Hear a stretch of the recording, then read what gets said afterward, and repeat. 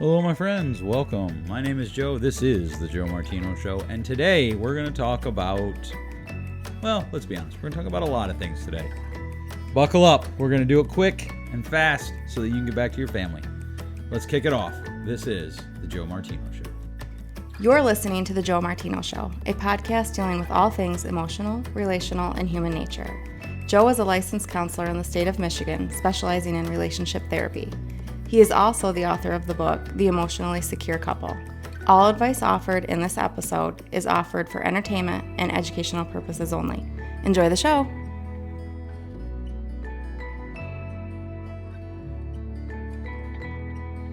All right. Welcome back. Welcome to the Thanksgiving 2022 edition. This is always an interesting time of year for me. First of all, I want you to know that this is going to be unedited. I normally would record this and send this to an editor, and she would take out all of my uhs and ahs, my deep breaths, etc. And unfortunately, we're not going to be able to do that with this episode. And it does create kind of a question like, okay, so what are we going to talk about? A lot of you have written in that you're enjoying Erica dropping by, and we're going to continue to do that. We're working on what I think will end up being a 3-part series on sex and how that works in a relationship, and just common questions that we see that we think people need to address, and just things that guys tend to do that don't help, or even women, and we're going to talk about that. For instance, I actually got an email I don't know, probably 2 or 3 weeks ago now, about sex. And the wife wrote in and said, hey, my husband read this book where, in order to build up stamina, we should stop, when we're not quite to completion. And I really don't enjoy that. And so and here's the thing, through a series of emails with this person, what the husband read is accurate. That is one of the ways that they treat premature finishing.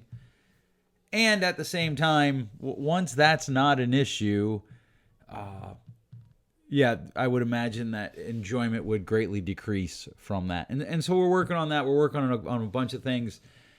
I almost did one that had nothing to do with the holidays or Thanksgiving. I got a bunch of emails about like, hey, I'm going to go hang out with my family and I don't really like them. What do I do? That is far and away the most common email that I get this time of year. Hey, what do I do? I don't like my husband's family, or I do like my husband's family, but I don't want to spend Christmas with them. I don't want to spend Thanksgiving with them. I don't like my wife's family, or I do like my wife's family, but I don't really want to see them over the holidays. What do we do? And that's the most common communication that I get over Thanksgiving, around the holidays. And I've answered that in the past. I'm a big fan of families creating their own traditions, doing their own things. Certainly you only have grandparents and aunts and uncles for a limited number of years, and so incorporating them I can understand. And everybody has to kind of find what works best for them. I think the concern that I have is often in family situations, what's best for one spouse isn't actually best for both spouses or the family. And there's not a lot of emotionally checking in. There's not a lot of like, hey, I know that this is, a yearly tradition for my family. We all get together, my mom and dads, my brothers, my sisters, my aunts, my uncles, whatever.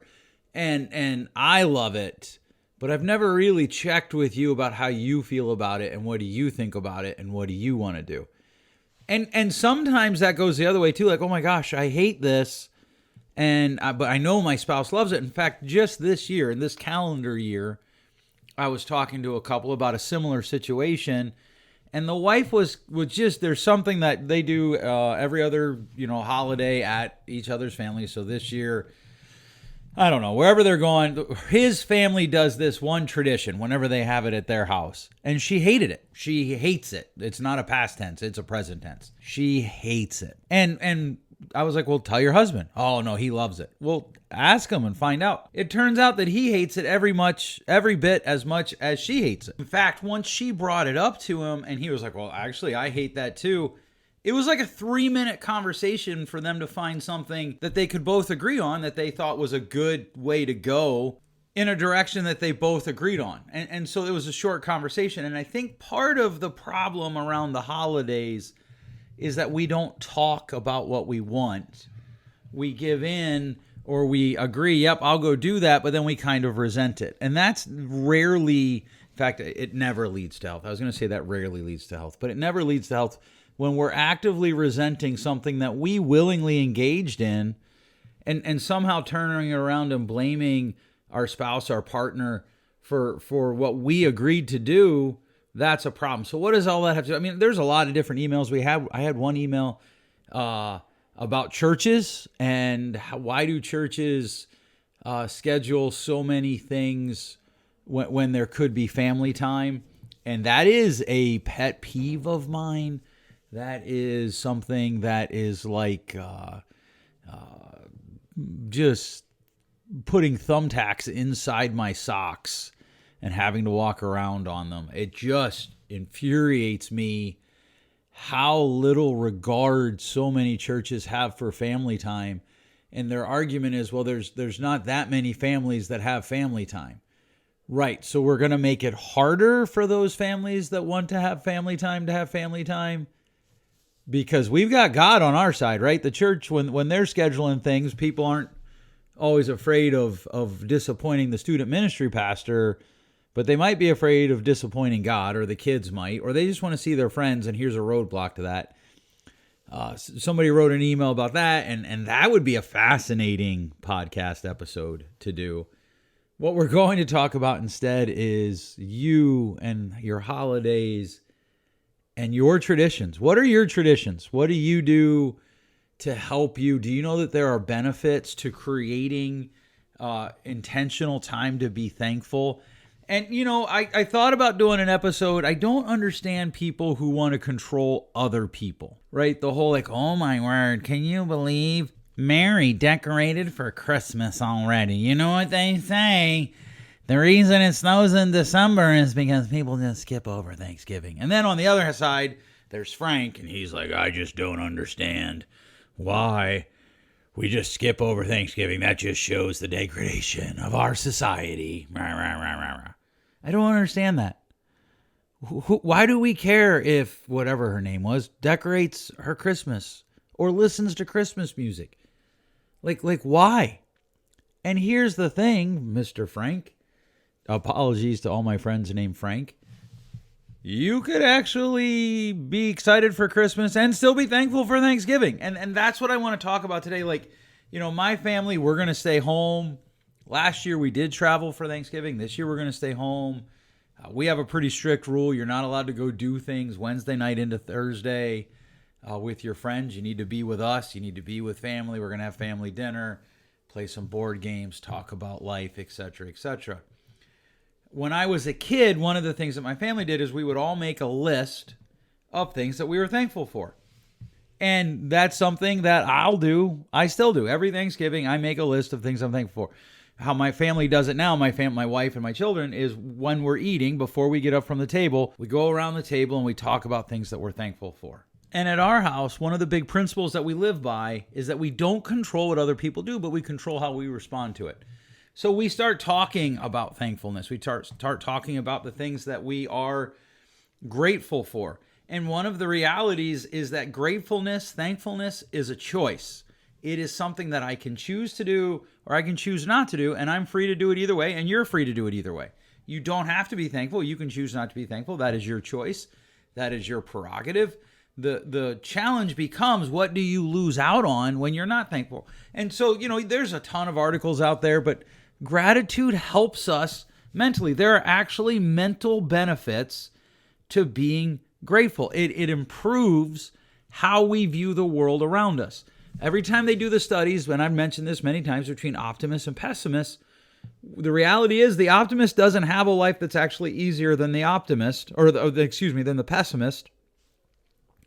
Nor does the pessimist have a life that is more difficult than the optimist. They have the same life typically. It's more in how they respond to it. And this is where thankfulness comes in. When you're thankful, you're making an active choice to find the good in what's going on in your life. Gratitude improves your physical health. Like, we know this. There's numerous studies that talk about it all the way back to 2012, which is about 10 years ago. There was a study. There was one in 2016. There was two right around 2020. It literally improves your physical health. In fact, there are some researchers that believe it has more positive benefits to your overall physical health than regular exercise. Gratitude enhances your ability to have empathy. When you are thankful, you are able to have empathy for other people. Why is that? Because one of the things that you realize when you force yourself to be thankful, when you force yourself to regularly take time to express gratitude for what's going on in the world around you, what happens is you start to see the things that you're thankful for in light of the way things went wrong as well, or maybe even in light of the way you made mistakes. I'm always impressed with people who have never led any organization explaining how the leaders that are leading them aren't doing it very well. And they are 100% convinced that their way would work. Never mind that it's never actually been field tested. And if they were to force themselves to learn to be grateful, they might be right. Their leadership might not be effective, but it will change how they express that. It'll change how they view it. And it will move them to a healthier place mentally and emotionally, which allows them to have better empathy for other people. The last thing that I want you to consider, and then we're going to talk about some ways to cultivate thankfulness. To me, a surprising effect of regularly cultivating gratefulness is it improves sleep. According to a study, I'm not sure, I read it. I think it was in Applied Psychology. I'm not sure. There's two that I read. It might have been Psych Central. But according to a study presented there, the optimal key to good sleep is a mental state that is in a good place. And one of the biggest issues that stops that is people ruminating over things that they're mad about. When they're thankful, when they make a thankfulness list, what happens is chemicals in their body are actually released that help them sleep better. And I can tell you this from my own life. Last year or 2 years ago, my wife and I were on a trip.